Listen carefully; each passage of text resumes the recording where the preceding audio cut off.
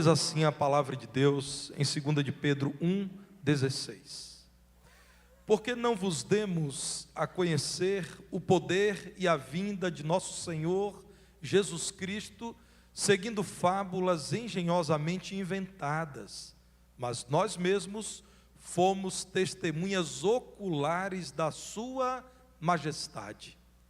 Pois ele recebeu da parte de Deus Pai honra e glória, quando pela glória excelsa lhe foi enviada a seguinte voz: este é o meu Filho amado, em quem me comprazo.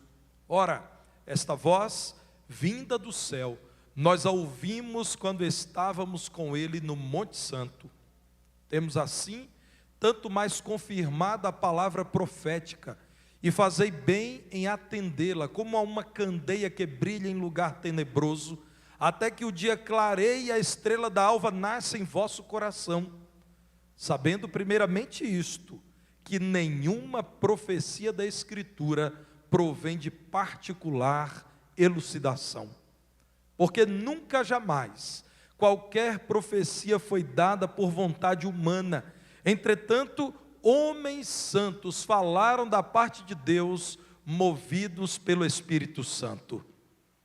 Assim como no meio do povo surgiram falsos profetas, assim também haverá entre vós falsos mestres, os quais introduzirão dissimuladamente heresias destruidoras, até o ponto de renegarem o soberano Senhor que os resgatou, trazendo sobre si mesmos repentina destruição.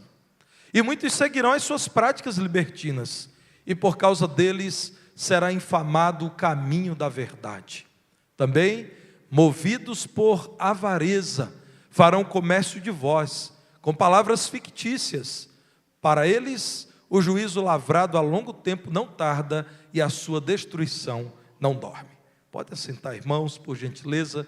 Mantenham a palavra de Deus aberta e confiram aquilo que está escrito, comparando com aquilo que será pregado nessa manhã tão especial. Engana-se quem pensa que é uma necessidade recente da Igreja de Cristo falar da autenticidade e da autoridade das Escrituras Sagradas. Isto é, dizer que a Bíblia não foi composta por vontade humana. Ela foi composta sob a supervisão do Espírito Santo, que conduziu aqueles que, em fidelidade ao Senhor, nos apresenta aquilo que aqui está escrito. E também sobre a sua mensagem, que é verdadeira, que é infalível, que sempre há de se cumprir, mesmo quando tudo que conhecemos vier a se desfazer, céus e terra passarem, as palavras do Senhor Jesus Cristo jamais passarão. Irmãos, não é recente essa necessidade de reafirmar que Deus nos revelou claramente a sua vontade para o seu povo. Já no primeiro século, essa necessidade se fazia notar. Aqui Pedro utiliza-se da terceira pessoa do plural, falando dele, Pedro, e de outros dois apóstolos, João e Tiago, que receberam do Senhor revelações e viram como testemunhas oculares, testemunhas presentes, aquilo que o Senhor Jesus Cristo disse e fez. E com essas referências ele diz aos crentes do primeiro século: vocês precisam se apegar, não àquilo que depois de Jesus homens engenhosamente compuseram, mas aquilo que o nosso Mestre Jesus disse e aquilo que ele vivenciou. E nós, Pedro aqui se inclui, fomos testemunhas oculares.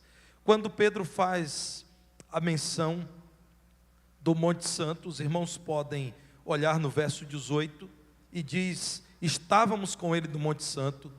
Pedro está se referindo ao chamado Monte da Transfiguração. Vamos ao texto bíblico, primeiramente em Mateus capítulo 17, verso 9. Não apenas o evangelho de Mateus, os demais evangelhos fazem menção. A palavra de Deus diz assim: descendo eles do monte, o monte da transfiguração, que está narrado nos versos 1 a 8, ordenou-lhes Jesus: a ninguém conteis a visão, até que o Filho do Homem ressuscite dentre os mortos. O Senhor está dizendo para eles: contem tudo aquilo que vocês viram e de mim ouviram, quando eu já não mais estiver entre vocês. Agora vejam, irmãos, capítulo 17, a partir do verso 1, para que os irmãos compreendam o evento da transfiguração. 6 dias depois, tomou Jesus consigo a Pedro e aos irmãos Tiago e João, e os levou em particular a um alto monte, e foi transfigurado diante deles. O seu rosto resplandecia como o sol, e as suas vestes tornaram-se brancas como a luz.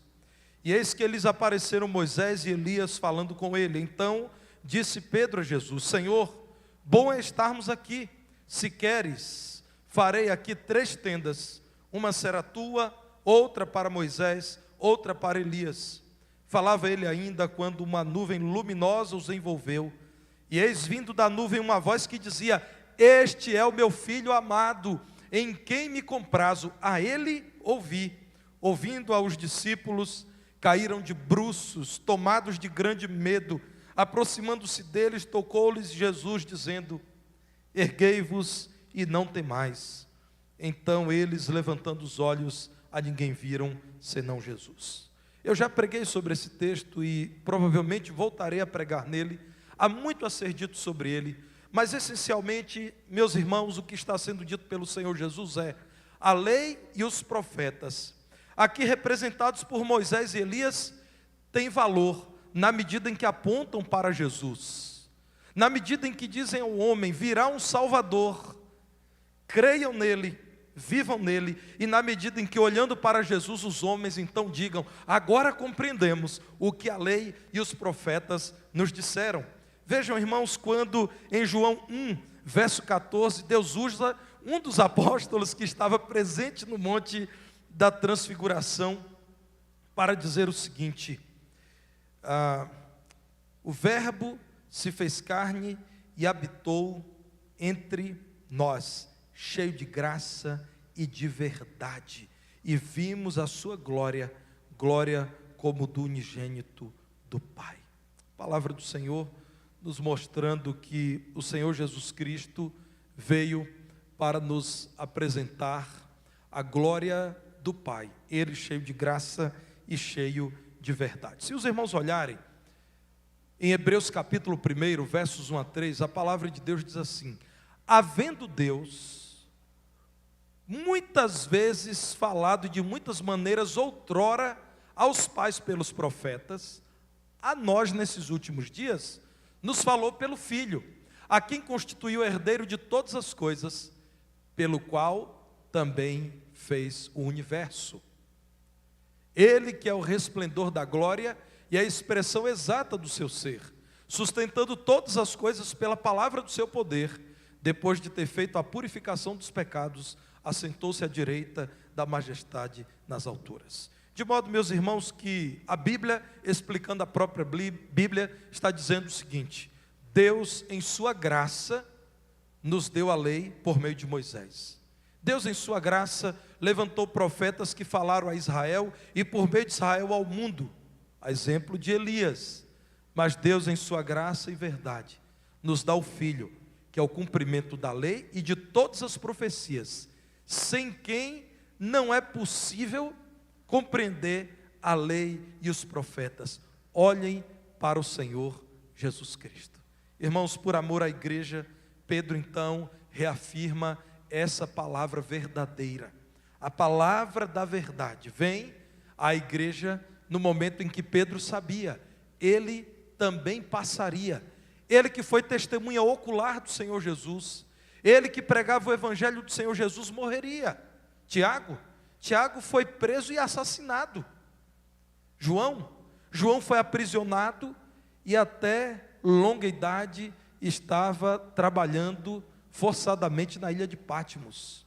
Pedro sabia que ele em breve passaria, e de fato Pedro foi morto por amor ao Senhor Jesus Cristo. Então aqui está a preocupação de um homem que diz à igreja: vocês precisam se apegar à palavra da verdade, não as muitas palavras que já têm sido compostas em nossos dias por pessoas que não amam o Senhor Jesus e que não estão preocupadas com a fidelidade ao Senhor Jesus. Então, olhando para o contexto do texto que lemos inicialmente, eu quero pedir que você veja os versículos 13 a 15, 2 de Pedro 1, 13 a 15. Qual é o contexto? Pedro diz assim: também considero justo, enquanto estou vivo, enquanto estou neste tabernáculo, despertar-vos com essas lembranças, certo de que estou prestes a deixar o meu tabernáculo, o corpo. Pedro está dizendo: eu vou morrer em breve.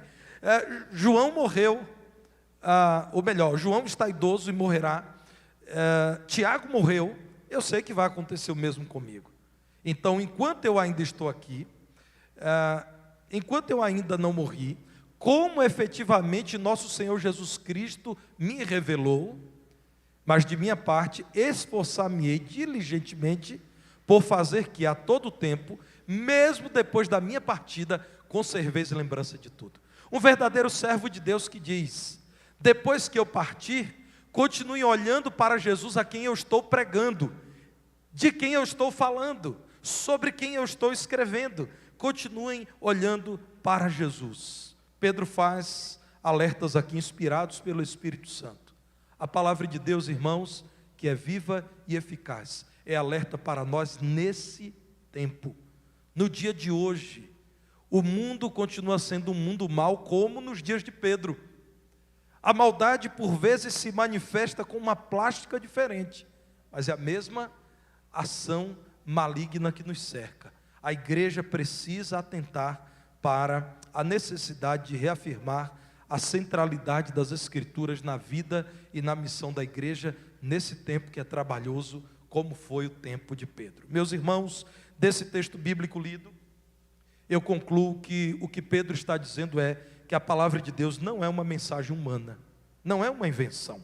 Veja no verso 16, quando ele diz: o que nós temos dito sobre a vinda de Jesus, que muitos já têm posto em xeque, não é semelhante a fábulas criativas, engenhosamente inventadas, não.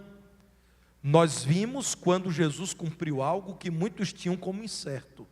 Nós vimos que Jesus morreu e ressuscitou. Nós somos testemunhas da ressurreição dele. Se ele venceu a morte, por que ele não cumpriria a promessa de vir a esse mundo mais uma vez? A palavra de Deus não é como muitas das fábulas, muitas das histórias mitológicas que o mundo antigo tanto aprecia para tentar explicar a realidade. Não, é a palavra daquele que tem cumprido tudo e cumprirá mais essa promessa de que breve virá buscar o seu povo neste mundo. Irmãos, vejam no verso 20, quando Pedro diz: saibam com certeza, nenhuma profecia da Escritura provém de particular elucidação. Ninguém criou porque quis criar. Olhem para toda a Bíblia e vocês verão que Deus utiliza-se de dezenas de autores que viveram em épocas diferentes, um espaço de aproximadamente 1700 anos entre esses escritores, mas eles dizem a mesma verdade. Escreveram em 3 línguas diferentes, viveram em locais diferentes, em circunstâncias diferentes, mas eles têm falado da mesma verdade. Por favor, meu irmão, observe o alerta de Pedro e conjugue-o com o alerta de um outro apóstolo, o apóstolo Paulo, quando escreve a Timóteo na primeira carta, capítulo 1, versos 3 e 4. 1 Timóteo, capítulo 1, versos 3 e 4. Quando eu estava de viagem rumo da Macedônia, te roguei permanecesses ainda em Éfeso, para admoestares a certas pessoas, a fim de que não ensinem outra doutrina, nem se ocupem, de novo, com fábulas e genealogias sem fim, que antes promovem discussões do que o serviço de Deus na fé. O problema era generalizado. Agora vejam, irmãos, Paulo falando em 1 Timóteo 4, 7, outra orientação: rejeita as fábulas profanas e de velhas caducas, exercita-te pessoalmente na piedade. rejeita essas histórias que não têm edificado ninguém, nem levado ninguém a Jesus, apenas trazido polêmica, conflito e desvio da fé. 2 Timóteo capítulo 4, versos 2 a 4, vejam se a Bíblia não explica a Bíblia, irmãos. 2 Timóteo 4, verso 2, prega a palavra, insta, quer seja oportuno, isto é, quando querem te ouvir, quer não, quando não querem te ouvir, quando dizem que a Bíblia é pesada e a mensagem do Senhor Jesus é muito dura, corrige, repreende, exorta com toda a longanimidade e doutrina, pois haverá tempo em que não suportarão a sã doutrina. Os irmãos conhecem um tempo como esse? Em que não suportarão a sã doutrina.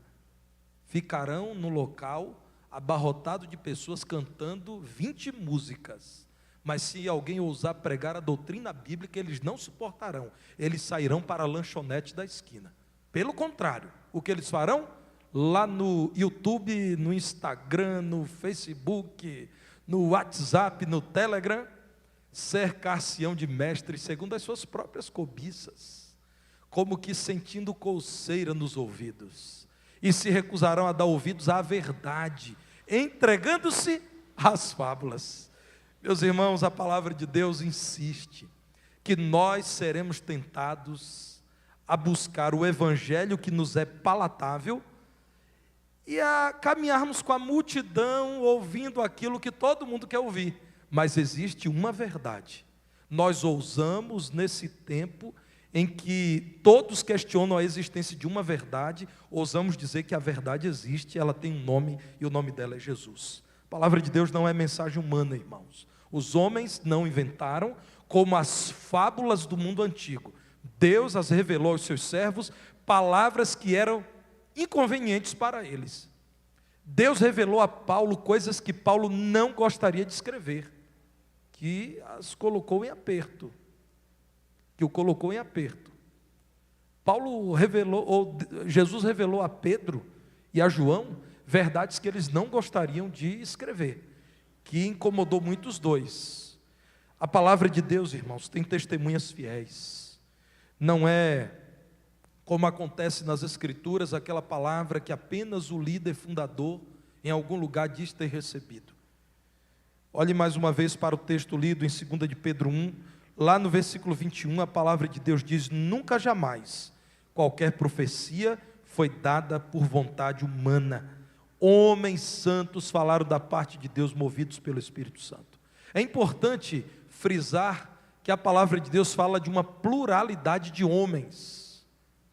Uma característica da heresia, e nós vamos ver daqui a pouco a tradução exata da palavra heresia, é que só uma pessoa diz ter ouvido Deus. Só ela sabe das coisas de Deus. Deus falou somente com ela. Ela é o padrão. As seitas têm esse comportamento. A palavra de Deus, irmãos, nos apresenta homens, como eu disse, que viveram em épocas diferentes, em circunstâncias diferentes, falaram até línguas diferentes, mas todos eles convergiram para uma mesma verdade, tal como vimos na escola bíblica hoje. Você quer entender Gênesis? Vá a Apocalipse. Meus irmãos, a palavra de Deus é confirmada pelo Pai. Deus Pai, em público, revelou algumas vezes, por exemplo, no batismo de Jesus, por exemplo, no Monte da Transfiguração, que Ele não apenas aprovava o Senhor Jesus, mas aquilo que o Senhor Jesus Cristo estava dizendo. Volte a 2 de Pedro 1, no verso 17, é dito que a mensagem na qual nós nos apoiamos foi dada da parte de Deus. E Deus revelou-se na pessoa do Filho, de quem Ele diz: este é o meu Filho amado, em quem eu tenho todo prazer. Vejam, meus irmãos, o que nos diz 2 Timóteo, capítulo 3, versos 16 e 17. 2 Timóteo 3, 16 e 17. Toda a Escritura. Talvez você tenha alguma vez lido um lixo teológico chamado liberalismo. Meu irmão, se você vier a ter contato com aquilo que é chamado de teologia liberal, considere lixo. Você pode até ler para conhecer. Nós, inclusive, estudamos hoje o destino que devemos dar ao lixo, né? Nós reciclamos, Nós fazemos muita coisa boa com lixo. A cada semana, meus filhos sabem disso, eu vou a uma empresa aqui da cidade que recebe material reciclável e entrego lá. Mas se algum dia os irmãos tiverem contato com teologia liberal, é lixo, irmãos. Teologia liberal diz assim: não é possível dizer que a Bíblia é a palavra de Deus, apenas que ela contém a palavra de Deus. Não é possível acreditar literalmente naquilo que está escrito. Por exemplo, nos milagres. Meus irmãos, isso é lixo. Toda a Escritura é a palavra de Deus. Mas pastor, e quando Satanás fala na Bíblia? Meu irmão, só está registrada a palavra de Satanás aqui, porque Deus autorizou que nós soubéssemos quem ele é, como ele se apresenta e como devemos nos afastar dele, fugir dele. Não estaria aqui se não fosse Deus dizendo: eu quero instruir vocês sobre quem é Satanás e como ele age. Saibam pela palavra de Deus que ele vai tentar vocês naquelas paixões que combatem contra o Espírito lá na carne do homem. Satanás dirá coisas a vocês do tipo: tudo eu vou dar a vocês se vocês prostrados me adorarem. Se vocês fizerem o que eu quero, eu vou dar fartura, vou transformar até pedras em pães, ou vou levá-los a desejar isso.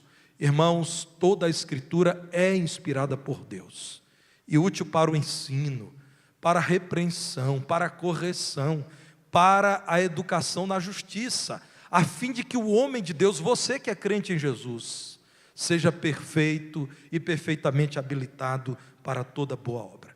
O nosso irmão Warren Wiersbe diz algo muito interessante. Ele diz assim: os falsos mestres usam nosso vocabulário, mas não usam nosso dicionário. Então, Kleber, o falso mestre, ele fala de salvação, fala de igreja, fala de Espírito Santo, mas o que é que ele diz? Salvação é por obras, a igreja é a igreja de um fundador humano, o Espírito Santo é uma força ou energia. Irmãos, que declaração extraordinária de Wiersbe. Os falsos mestres usam nosso vocabulário. Você ouve um falso mestre falando e você pensa: ele é cristão, ele está falando de palavras que estão na Bíblia, mas eles não usam o nosso dicionário. Os significados das palavras que usam não conferem com aquilo que está escrito na palavra de Deus. O que Pedro está dizendo da parte de Deus é que, além de não ser uma mensagem humana, a palavra de Deus é uma mensagem divina. Como conhecemos do Salmo 119 e 105, a palavra de Deus é lâmpada para os nossos pés e luz para o nosso caminho. A palavra de Deus, tal como a lâmpada nos pés, nos mostra onde não devemos pisar, onde seria uma cilada pôr os pés. E tal como a luz para o caminho, a palavra de Deus aponta para a direção correta. Pedro está dizendo isso quando no verso 19... 2 de Pedro 1,19 diz assim: temos confiança na confirmada palavra de Deus, a palavra profética. Atendam à palavra profética, que tem se cumprido, como uma candeia que brilha em meio à escuridão desse mundo, até que essa verdade clareie a vida de vocês.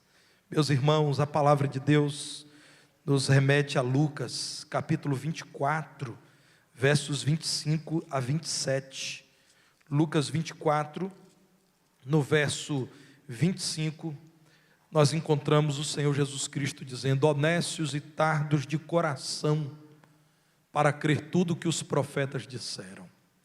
Porventura não convinha que o Cristo padecesse e entrasse na sua glória? E começando por Moisés, vejam bem, irmãos, começando pela lei, discorrendo por todos os profetas, passando por Elias e outros profetas, expunha-lhes o que a seu respeito constava em todas as Escrituras. Então, Fabiano, o que a palavra de Deus está dizendo aqui é que discípulos de Jesus, depois da ressurreição de Jesus, não crendo de fato na ressurreição, estavam tristes porque Jesus morreu. Era o grande assunto de Jerusalém. Jesus ressurreto aparece no caminho para o local chamado Emaús e diz: por que vocês têm tanta dificuldade em crer? Por que vocês têm um coração tão incrédulo? Leiam sobre mim. Moisés disse que Deus levantaria um profeta perfeito. Os profetas disseram que o Messias, não teria formosura eu seria humilhado e rejeitado, seria levado a um matadouro. Mas diz também que essa casa seria reconstruída ao terceiro dia. Por que vocês não leem o que Moisés e os profetas dizem acerca de mim? Meus irmãos, essa é a pergunta para o meu coração e para o seu coração. Porque ao olharmos para este mundo, nós lemos mais o que os comentaristas dos meios de comunicação têm a dizer do que olhamos para a palavra de Deus. Olhem para as profecias da palavra de Deus que se cumprem. Uma das grandes evidências da veracidade da palavra de Deus é que absolutamente tudo que nela está escrito tem se cumprido. Até aquilo que o mundo duvidava aconteceria, tem acontecido absolutamente como a Bíblia nos ensina. Suas verdades se destacam nesse mundo mau. Olha, irmãos, no Salmo 111, verso 7, a palavra de Deus diz assim: que as obras de suas mãos, as obras das mãos do nosso Deus, são verdade e justiça, são fiéis todos os preceitos do nosso Deus. As promessas dele em sua palavra estão nos conduzindo a um plano da parte de Deus. Por favor, olhe para Pedro mais uma vez, dessa vez na primeira carta de Pedro, capítulo 1, versos 10 a 12. 1 de Pedro, capítulo 1, versos 10 a 12, foi a respeito desta salvação, a respeito de Jesus, que os profetas indagaram e inquiriram, os quais profetizaram acerca da graça a vós outros destinada, investigando atentamente qual a ocasião, ou quais as circunstâncias oportunas, indicadas pelo Espírito de Cristo que neles estava, ao dar de antemão testemunho sobre os sofrimentos referentes a Cristo e sobre as glórias que os seguiriam. A eles foi revelado que não para si mesmos, mas para vós outros ministravam as coisas que agora vos foram anunciadas por aqueles que pelo Espírito Santo, enviado do céu, vos pregaram o Evangelho, coisas essas que anjos anelam perscrutar. Meus irmãos, até o versículo 12, a palavra do Senhor nos lembra aqui que o Senhor revelou por meio dos profetas aquilo que nem os profetas conheceram. Abraão falou da sua fé no cumprimento da promessa de um Messias, mas ele não viu o Messias. Davi falou sobre isso, mas ele não viu. Isaías falou, mas também não viu.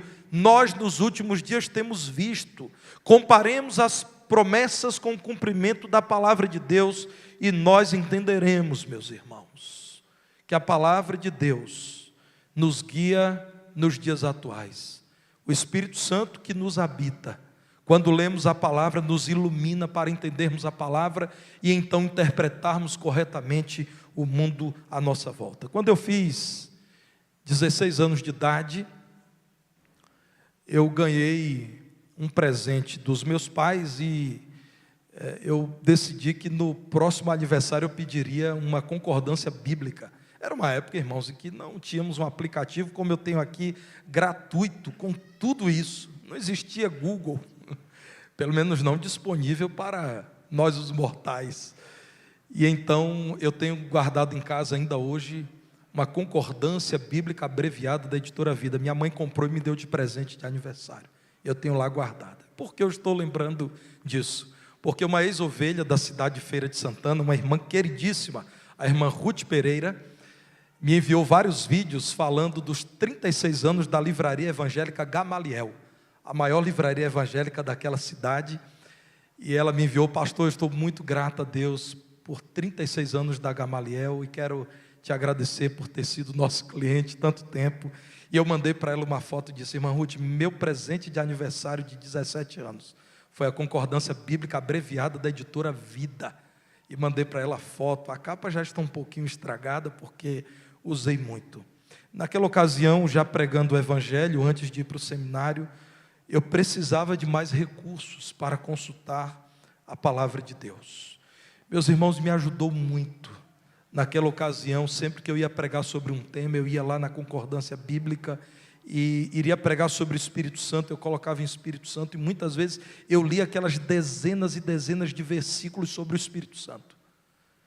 E eu sugiro que os irmãos façam isso. Lembro-me de um professor no seminário, o pastor Jair Santos, que numa das aulas de homilética ele disse assim: meus irmãos, para pregarem sobre um texto, comecem lendo o texto 50 vezes. E alguns colegas riram: pastor, 50 vezes? E ele disse: sim, para começar, leiam 50 vezes, se possível, leiam mais. Irmãos, o nosso propósito deve ser esse, dizer: olha, eu sei que a palavra de Deus não é uma mensagem humana, eu sei que nela está toda a orientação, então eu vou me cercar de recursos para que eu busque mais a palavra de Deus. Você tem, meu irmão, em suas mãos muito para poder compartilhar a palavra de Deus com fidelidade. Eu quero te dar 3 exemplos. Primeiro exemplo, você tem uma boa tradução da Bíblia em suas mãos. Essa igreja põe em suas mãos, por um preço muito baixo, a versão que chamamos de Revista e Atualizada de João Ferreira de Almeida. Essa Bíblia é uma excelente tradução. Toda tradução precisa ser continuamente revisada, sim, porque a Bíblia em seus originais não erra. Mas o tradutor pode de repente ter feito a opção por uma palavra que, fruto de estudos daqueles mestres que o Senhor tem levantado, vê-se a seguinte questão: olha, podemos utilizar essa outra palavra. Mas você tem um primeiro grande recurso: você tem uma boa tradução em suas mãos. 300 anos atrás, 400 anos atrás não era assim. Mesmo irmãos aqui mais idosos devem lembrar que há 60, 70 anos atrás não era fácil qualquer um ter uma Bíblia na mão. Hoje nós temos tantas em casa que até esquecemos de utilizá-las, né? Porque são tantas. Você tem um segundo grande recurso: você tem um smartphone aí, ou um tablet, e você pode, meu irmão, acessar vários textos bíblicos sobre aquele assunto. Você pode colocar lá no seu aplicativo a palavra igreja, e ali vai aparecer uma série de textos bíblicos sobre igreja. É um grande recurso. Você quer entender melhor o que é igreja?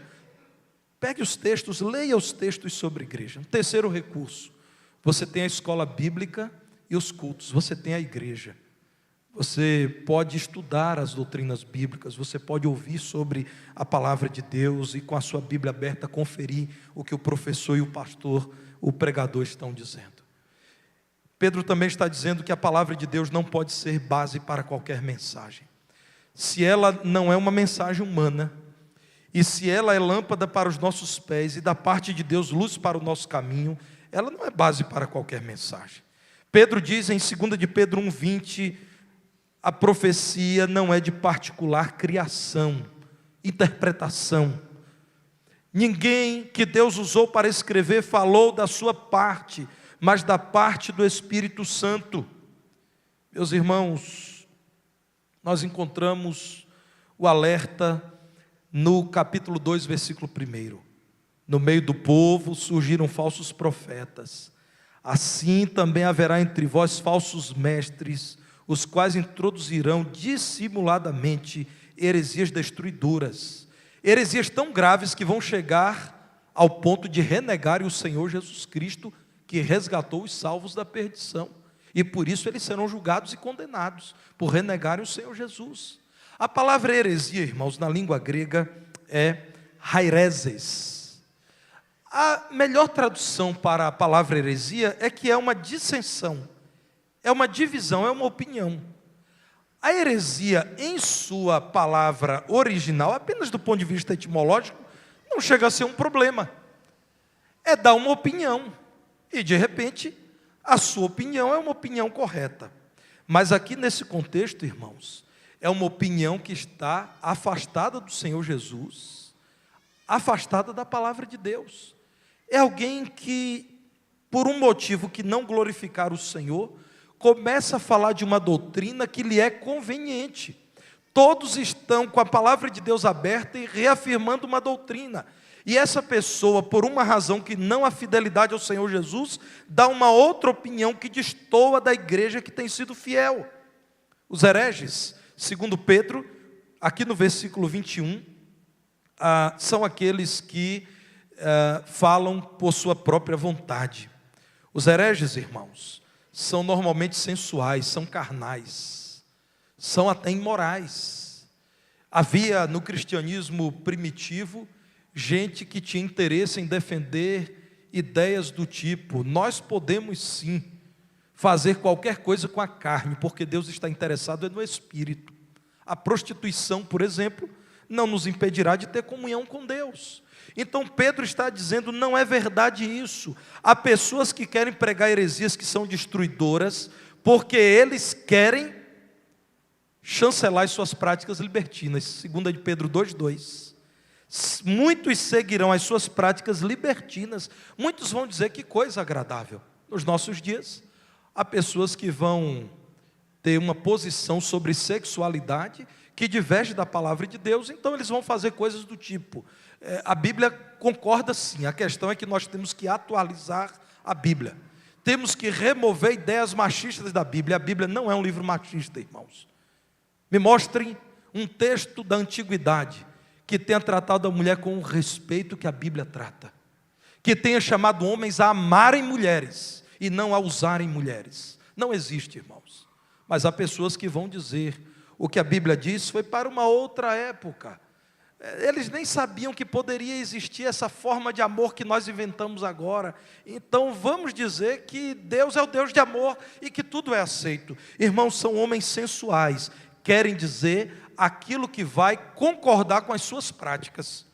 Vejam o que Paulo diz aos pastores de Éfeso, em Atos capítulo 20, a partir do verso 28.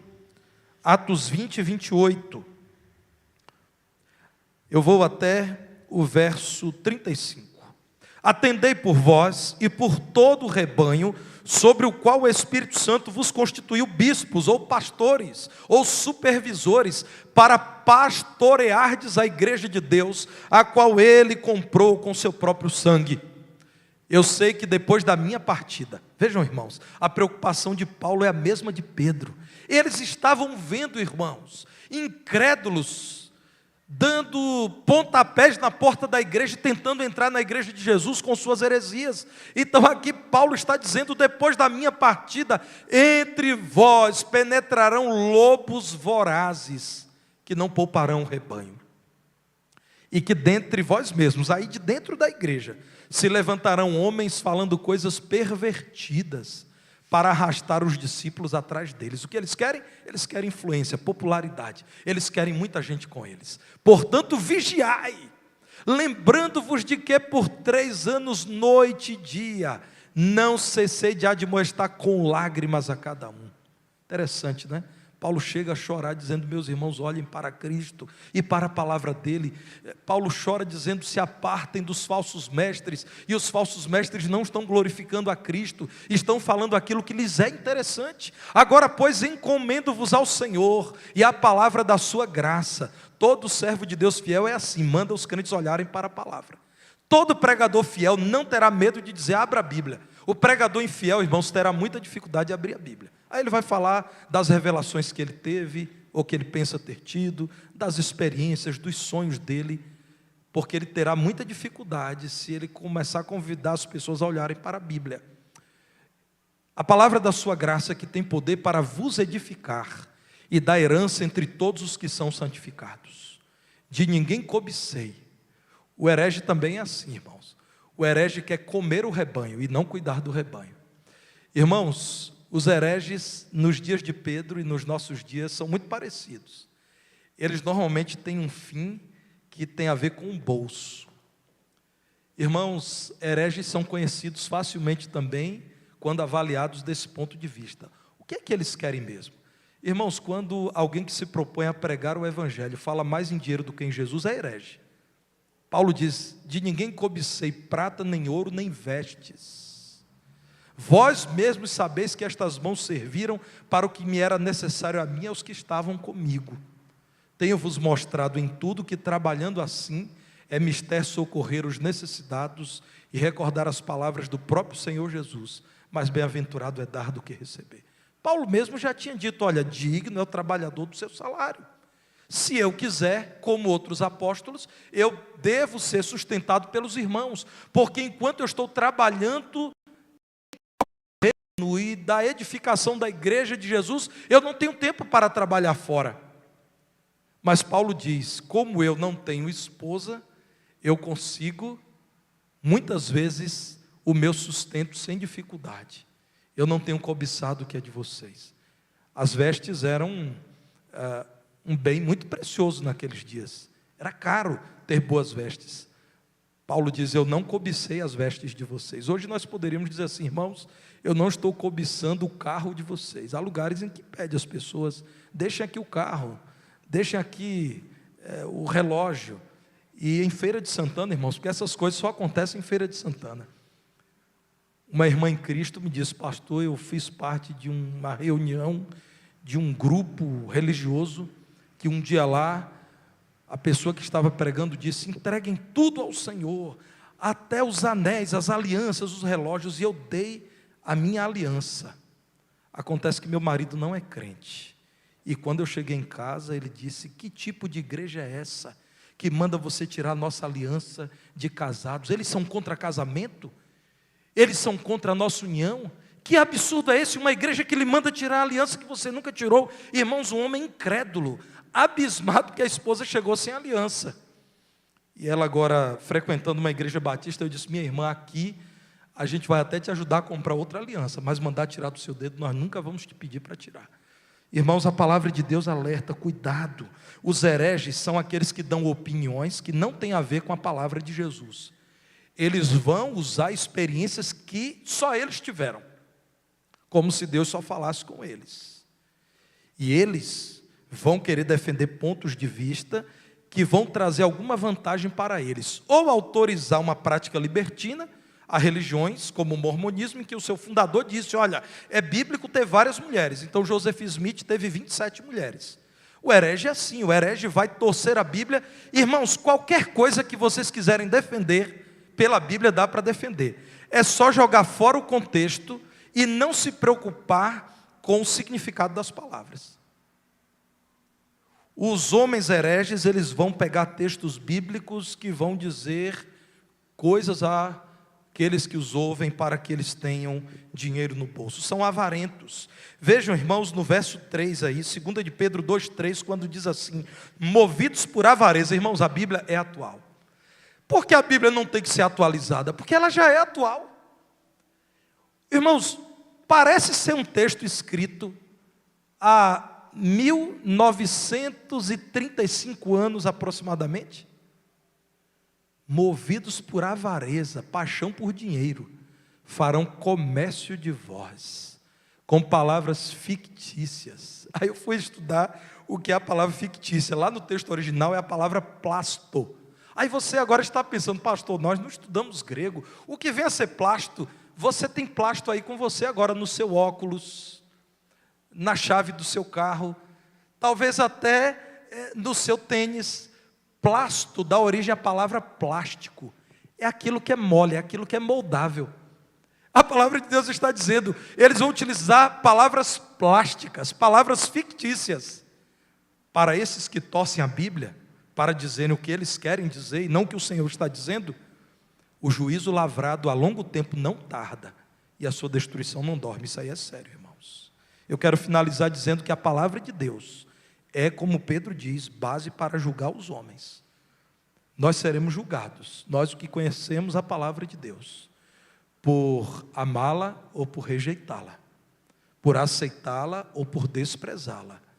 Para aqueles que torcem a palavra de Deus, para o seu próprio benefício, há um juízo que os aguarda, uma destruição que não dorme.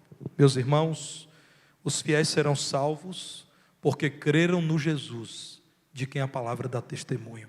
Os infiéis serão condenados porque rejeitaram Jesus, apresentado pela palavra. Você quer entender como você deve julgar? Porque há muitos irmãos dizendo, eu não posso julgar. Não julgueis para que não sejais julgados. O que a palavra de Deus está dizendo, meu irmão, é assim, olha, cuidado como você julga o outro, porque você está dizendo a ele como você deverá ser julgado. Mas a palavra de Deus não nos impede de, com base na Bíblia, julgar se alguém é fiel à palavra ou não. E há um meio de se fazer isso muito bom, irmãos, muito fácil, os frutos. Quais são os frutos do pregador, do mestre, do pastor, do líder? Veja Mateus capítulo 7, verso 15. Quais são os frutos, irmãos? Meus irmãos, se um dia vocês estiverem andando por uma roça bonita lá com o Roberto, e o Roberto disser: eu plantei muito milho aqui, e de um pé de milho vocês verem nascer um pepino, corram, irmãos. Ou é brincadeira do Roberto, ou algo de muito estranho está acontecendo ali, corram. Se a Aninha estiver algum dia lá em Ibitira, né, Aninha? E alguém disser: Aninha, aqui nós plantamos sementes de abóbora, só tem semente de abóbora, e você encontrou uma melancia, Aninha, não fique nesse lugar não. Porque é assim, irmãos, a lei da natureza é: a gente planta semente de abóbora, nasce abóbora. A gente planta semente de milho, Roberto, vai nascer milho. É uma indireta, viu, Roberto? Nascendo milho, lembre de mim. Aí a palavra de Deus diz assim: olha, os frutos do pregador vão dizer muito sobre quem ele é. Eu quero finalizar com esse texto. Mateus 7, verso 15, irmãos. Acautelai-vos dos falsos profetas. Irmãos queridos, não caiam no engodo do movimento gospel que diz que todo mundo é irmão e todo mundo é bênção pura, sem mistura. É assim, não é, pastor? Bênção pura, sem mistura. Está tudo certo. Vamos fazer um carnaval evangélico e todo mundo vai celebrar a nossa unidade. Irmãos, isso é um erro. A palavra de Deus discorda do movimento gospel, dizendo: tem falso profeta sim. Tem gente pregando heresia para destruir a igreja sim. Acautelai-vos dos falsos profetas, que se vos apresentam disfarçados em ovelhas, voz mansa, aparência de piedade, mas por dentro são lobos roubadores. Nós vamos até o verso 23, que diz assim: pelos seus frutos os conhecereis. Colhem-se, pois, ou porventura uvas dos espinheiros, ou figos dos abrolhos? Assim toda árvore boa produz bons frutos. Irmãos, a árvore má produz frutos maus. A árvore má vai gerar escândalo. A árvore má vai gerar alguma história que não dá para explicar com dinheiro acumulado, com patrimônio grande, sonegação. A árvore má vai gerar, irmãos, um culto a si mesmo, a ponto das pessoas dizerem: não, eu só vou se aquela pessoa estiver lá. Se ele não disser, eu não concordo. Eu só creio se fulano de tal, que é o fundador de tal igreja, disser. Árvore má, irmãos, dará frutos maus. Versículo 18: não pode a árvore boa produzir frutos maus, nem a árvore má produzir frutos bons. Toda árvore que não produz bom fruto é cortada e lançada no fogo. O Senhor julga e condena. Assim, pois, pelos seus frutos os conhecereis. Nem todo que me diz Senhor, Senhor, entrará no reino dos céus, mas aquele que faz a vontade de meu Pai que está nos céus. Muitos naquele dia, no dia final, hão de dizer-me: Senhor, Senhor, porventura não temos nós profetizado em teu nome, e em teu nome não expelimos demônios, e em teu nome não fizemos muitos milagres? Então lhes direi explicitamente: nunca vos conheci. Apartai-vos de mim, os que praticais a iniquidade. A palavra da verdade vinda de Deus é a sua própria revelação. Nós devemos amar a Bíblia, observar os preceitos do Senhor que estão na Bíblia e divulgar a mensagem da Bíblia, da palavra de Deus. Vamos orar pedindo que isso se torne verdade. Mas nós vamos orar também enquanto estivermos ouvindo a última canção desse culto, que é a tua palavra. Enquanto o pastor Petrônio e Mariana se preparam, eu quero pedir a você de todo o coração: apegue-se à palavra de Deus, cobre desta igreja e dos seus pastores que preguem a palavra de Deus, e afastem-se, irmãos, de quem tem medo de pregar a Bíblia.